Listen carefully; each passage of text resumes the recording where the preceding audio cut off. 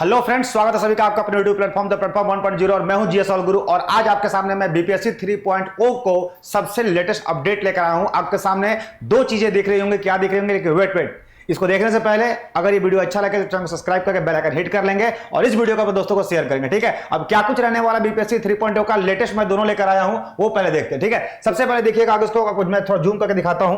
Wait सबसे पहले इसको मैं थोड़ा जूम करके दिखाता हूं।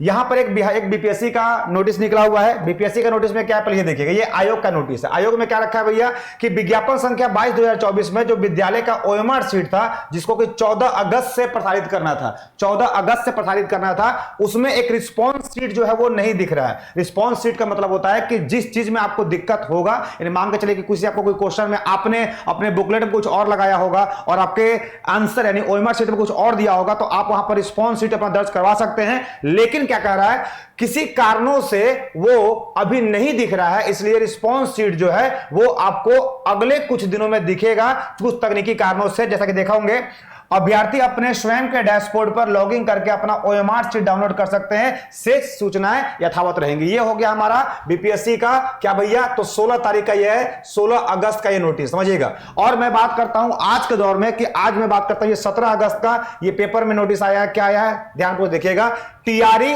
3 आंसर शीट सोमवार से। जैसे कि पता होगा मार्केट में बिल्कुल सा हवा चल रहा है कि सर थियरी 3.0 का ओएमआर शीट तो आ गया, आंसर की कब आएगा? क्योंकि आंसर की ही से बच्चे अपने ओएमआर शीट को मिलाएंगे। क्योंकि अगर ओएमआर शीट आपके पास है भी, फिर भी आप कुछ नहीं कर सकते हैं। ओएमआर शीट से क्या कुछ हो सकता है? नहीं। जब तक आपके पास आंसर की नहीं आएगा, आप इस बात से पता भी लगा सकते हैं कि आपका कितना सही हुआ। चूंकि जाहिर सी बात है, किसी टीचर ने इस क्वेश्चन को सही बता दिया, लेकिन आयोग ने उस क्वेश्चन का आंसर कुछ और दिया, तो आयोग का ही आंसर मान्य होगा। जैसा कि आपको पता होगा, हाँ 19-20 का अंतर होगा, लेकिन आप एग्जैक्ट नहीं कर सकते हैं कि हमारा आंसर जो है सही है। ठीक है, अब यहां पर क्या लिखा हुआ है, पटना की ये न्यूज है, अगले सप्ताह टीआरई 3.0 के सभी विषय के प्रोविजनल आंसर की जारी होंगे। प्रोविजनल का मतलब होता है कि जो हमारे आयोग जारी करेगी, अगर उसमें भी आपको कोई ऑब्जेक्शन है, मान लो किसी क्वेश्चन का आंसर आपको है कि बिल्कुल ये यकीन है कि यही आंसर है, लेकिन फिर भी आयोग ने उसका आंसर गलत कर दिया है, तो आप उसको प्रोविजनल आंसर की में उसको रिस्पॉन्स कीजिएगा कि नहीं, देखिए इस बुक्स में, जैसे यही बात है कि कोई आप रेफरेंस दीजिएगा, उस बुक्स का रेफरेंस दीजिएगा कि इस बुक्स में इस क्वेश्चन का आंसर ये है, तो भैया आयोग उसको कंसीडर करेगा